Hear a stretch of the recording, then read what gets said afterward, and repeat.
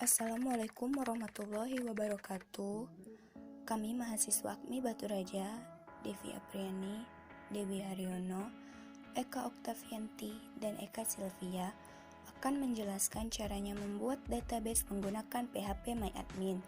Sebelum itu, jangan lupa di like, komen, subscribe, dan tonton videonya sampai habis. Oke, pertama kita harus mempunyai aplikasi Exam Control Panel terlebih dahulu. Di sini kalian bisa download di internet atau meminta master drivernya ke teman-teman. Nah, di sini saya akan buka aplikasi Exam Control Panelnya. Pada bagian Apache di MySQL kita klik Start, sehingga nantinya tombol start itu akan berubah menjadi stop nantinya. Nah, setelah itu saya akan buka exam dashboard dengan menggunakan web browser. Bisa menggunakan Chrome ataupun Firefox. Di sini saya menggunakan Firefox.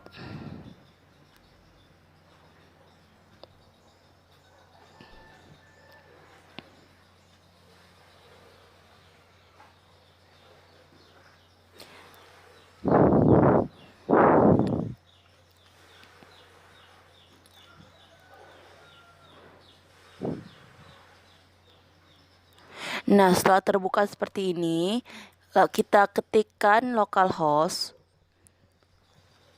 untuk membuka dashboard examnya.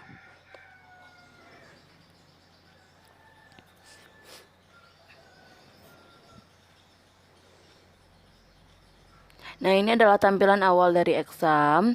Kita klik PHP MyAdmin untuk membuka database di PHP MyAdmin.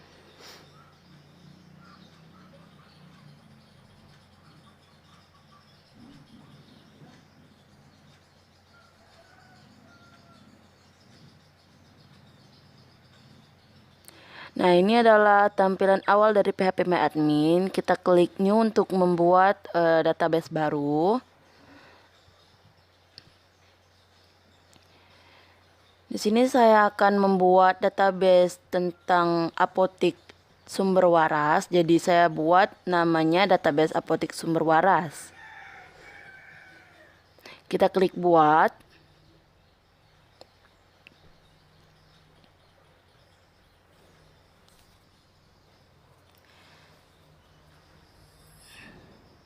Nah, di sini saya akan membuat tabel saya, yaitu data obat, berjumlahkan 6 kolom.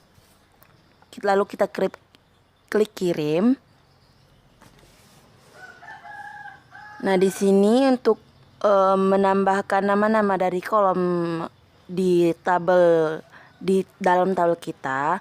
Di sini saya akan menambahkan nama kolomnya, yaitu kode obat, nama obat, kegunaan, efek samping, harga beli, dan harga jual.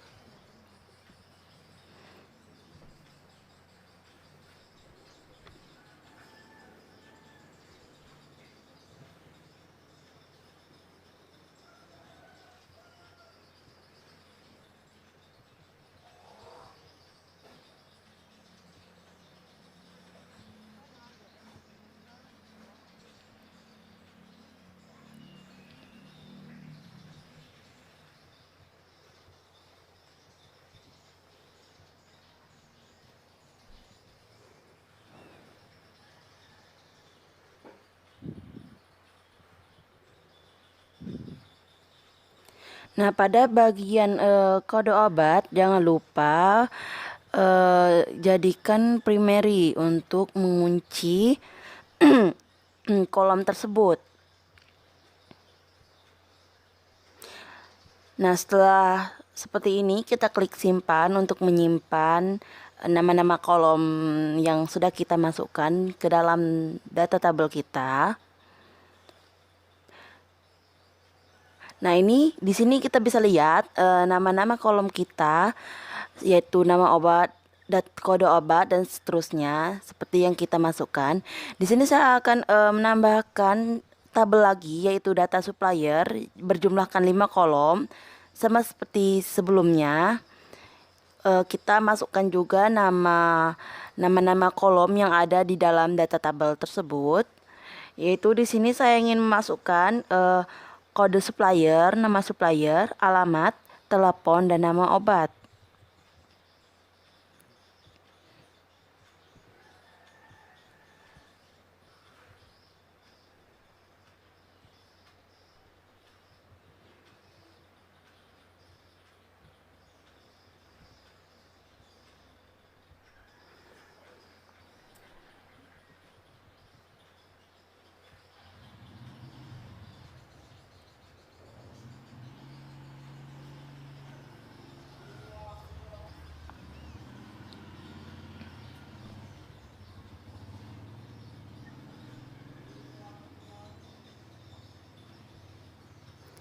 Nah, jangan lupa juga pada kode suppliernya, sama seperti sebelumnya, kita primary-kan supaya terkunci. Nah, di sini sudah terlihat ada 5 nama kolom pada tabel data supplier, dan di sini juga saya mempunyai dua tabel, yaitu data obat dan data supplier.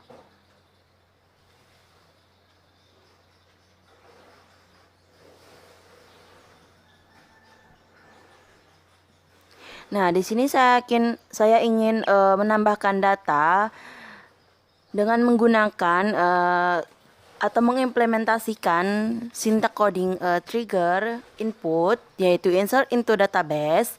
Database itu insert into nama tabel kita, yaitu data obat, serta nama-nama kolom yang ada di dalam nama tabel yang telah kita tulis, yaitu kode obat, nama obat, kegunaan, efek samping, harga beli, dan harga jual.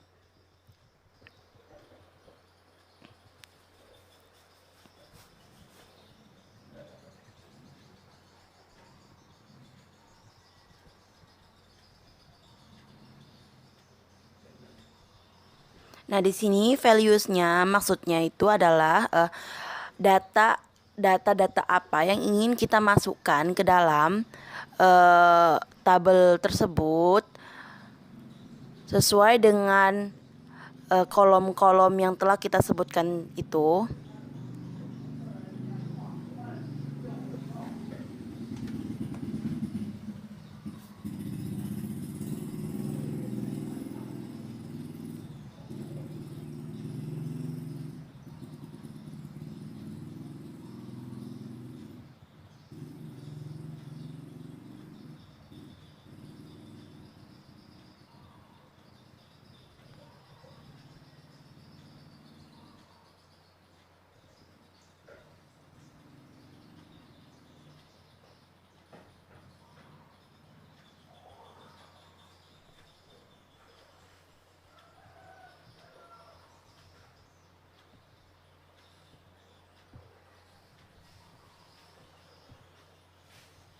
Nah, ini sudah saya masukkan semuanya. Setelah seperti ini, kita klik kirim dan kita akan lihat di tabel data obat apakah masuk atau tidak.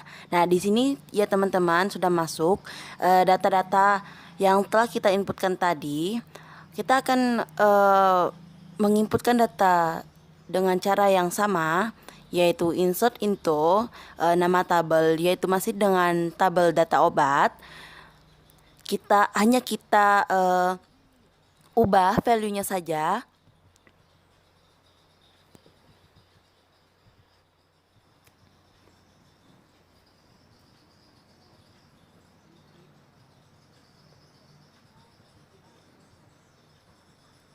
Di sini kolom nama-nama kolomnya tetap sama seperti sebelumnya.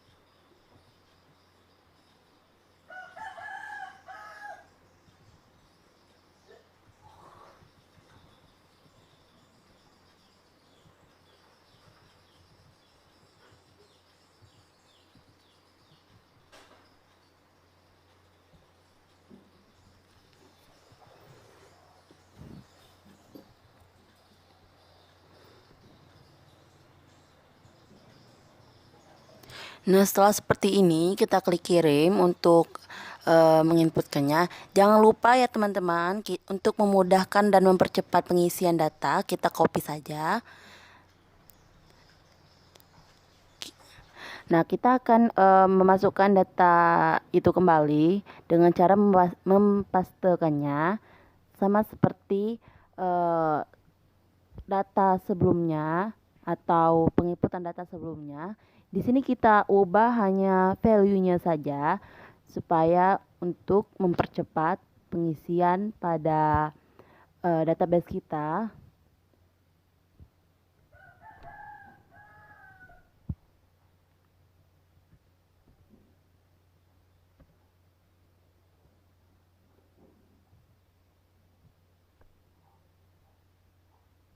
Di sini saya akan memasukkan 5 data sekaligus dalam tabel data obat. Masih dengan menggunakan dan mengimplementasikan sintak trigger.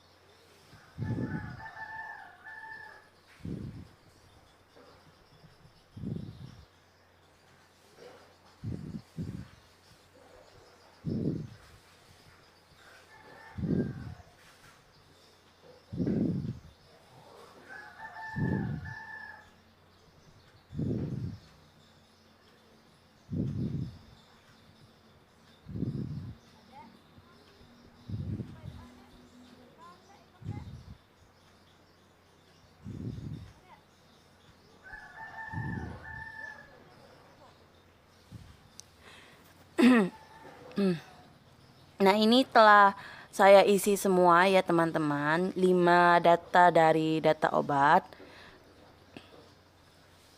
Nah, ini adalah data-data di tabel data obat. Ada 5 data sekaligus. Di sini saya akan menginputkan data di data supplier dengan menggunakan sintak trigger. Sintak coding yang sama seperti saya menginputkan data di data obat. Hanya saja nama tabelnya saya ubah menjadi data supplier dan juga kolom-kolomnya sama seperti di dalam data supplier.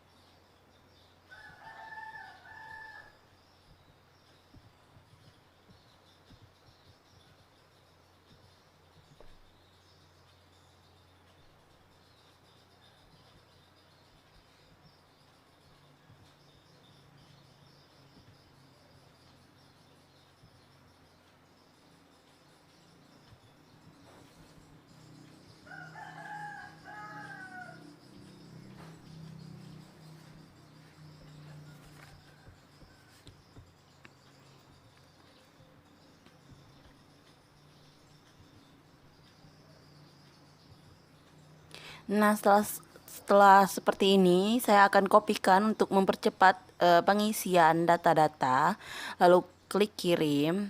Kita akan lihat apakah masuk atau tidak data yang kita inputkan. Nah, ini teman-teman sudah masuk ya data-data yang sudah kita inputkan melalui rumus trigger tadi. Dan saya akan menambahkan data lagi. Kita pastikan saja dari sintak coding yang sebelumnya. Lalu kita ubah value-nya saja untuk mempercepat.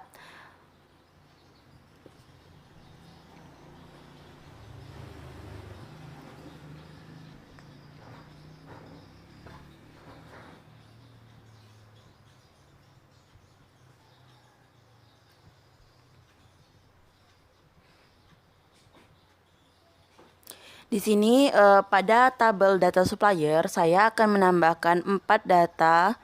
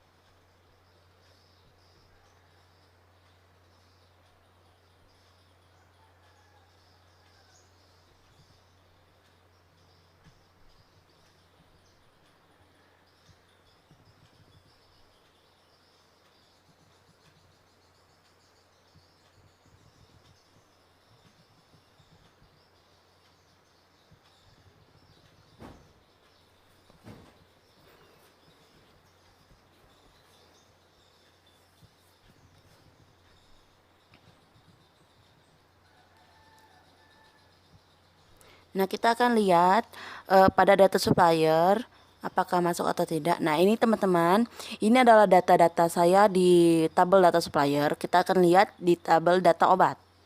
Nah, ini terdapat 5 ya, teman-teman. Nah, di sini saya akan mencoba menghapus pada data yang kelima dengan menggunakan rumus trigger delete. Kita ketikkan saja delete from nama tabel yang ingin kita hapus. Di sini saya ingin menghapus kode obat yang nomor 5 di tabel data obat.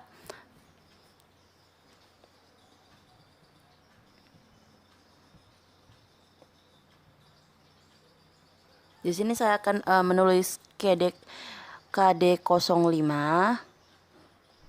Kita akan lihat apakah terhapus atau tidak.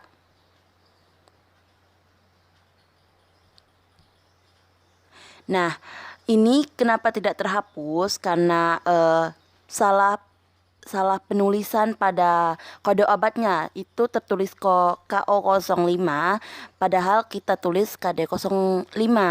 Nah, teman-teman, perlu diketahui di sini tidak boleh salah memasukkan data karena data yang kita tulis itu harus sesuai dengan apa yang ingin kita hapus. Di sini saya akan mencoba kembali dengan menuliskan KO05.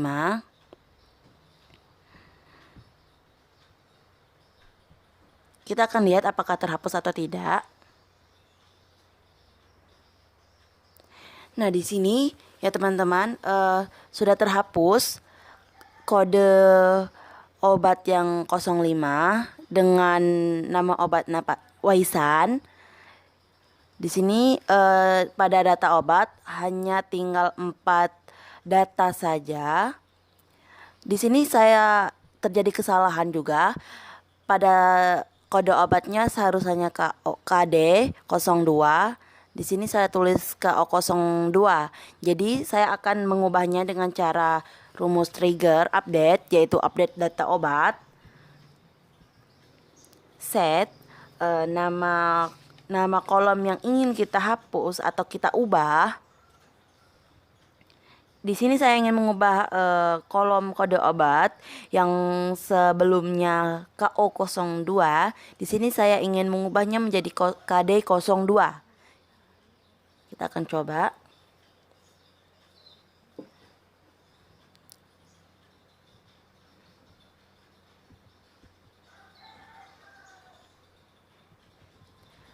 Where kriteria. Kriteria ini adalah kolom mana yang kita kunci tadi, yaitu kolom kode obat.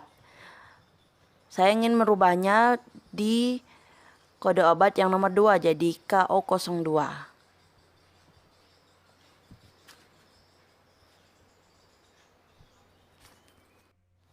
Kita akan lihat apakah berubah atau tidak. Nah, di sini bisa kita lihat kode obat yang nomor 2 telah berubah menjadi KD02 yang sebelumnya KO0302.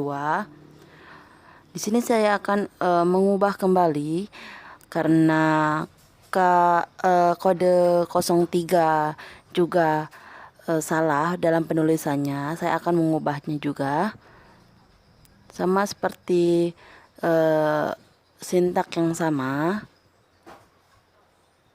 Hanya saja pada kode obatnya kita tuliskan KD03.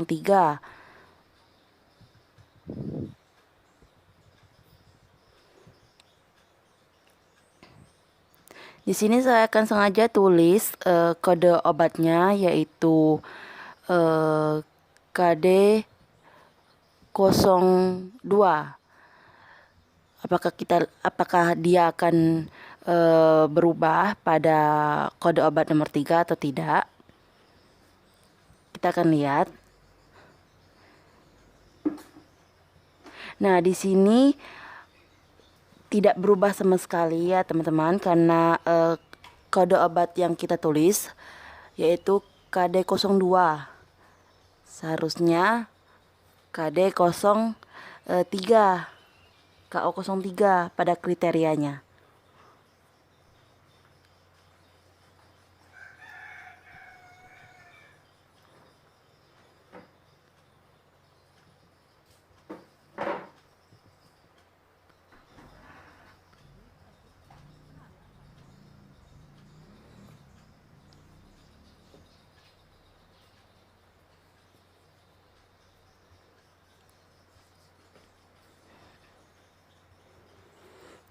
Kita akan ubah lagi pada kode obat nomor 3 dengan rumus sintak coding yang sebenarnya. Kita akan lihat apakah berubah atau tidak.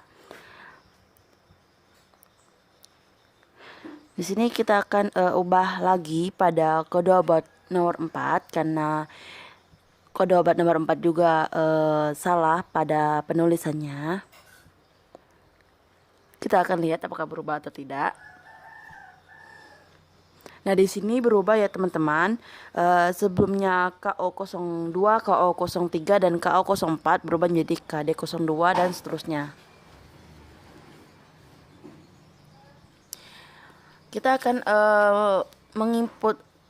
membuat sintak coding DDL, Data Definition Language, dengan menggunakan alter table. Di sini saya ingin menambahkan tabel yaitu aturan dosis dengan jenis kolomnya yaitu varchar dan panjang kolomnya 8. Kita akan lihat apakah bertambah kolom pada tabel data obat atau tidak. Kita klik data obat. Nah, di sini telah bertambah ya teman-teman, yaitu kolom aturan dosis. Nah, di sini saya ingin menggunakan sintak coding DML atau Data Manipulation Language, yaitu memilih kolom tertentu. Saya ingin melihat kolom nama obat, kegunaan, dan efek samping saja pada tabel data obat.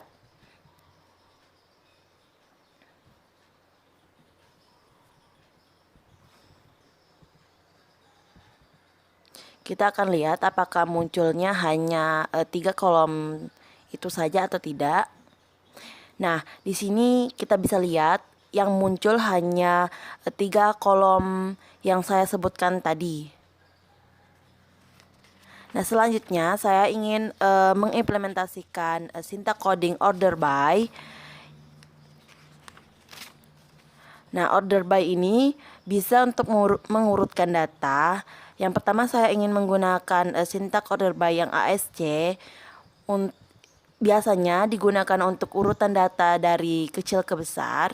Di sini saya ingin mengurutkan data harga beli pada tabel data obat. Kita akan lihat apakah berurutan dari kecil ke besar atau tidak. Kita klik kirim. Nah, di sini kita bisa lihat di harga beli berurutan dari kecil ke besar ya teman-teman. Dari 3.000, 4.000, 5.000 sampai 6.000. Nah, selanjutnya kita akan menggunakan syntax coding order by yang DEX. Nah, DEX ini untuk urutan data dari besar ke kecil. Sama seperti syntax coding yang sebelumnya, hanya saja untuk DEX ini kita ubah yang di ujungnya seharusnya ASC. Di sini kita hapus menjadi dash. Kita ingin mengurutkan kolom harga beli pada tabel data obat. Nah, bisa kita lihat berurutan dari besar ke kecil ya teman-teman, dari 6.000, 5.000, 4.000 sampai 3.000. Nah, di sini saya ingin mengimplementasikan view table, yaitu select bintang from tabel data obat. Kita akan lihat apakah muncul tabel data obat atau tidak. Nah, di sini kita bisa lihat muncul tabel data obat.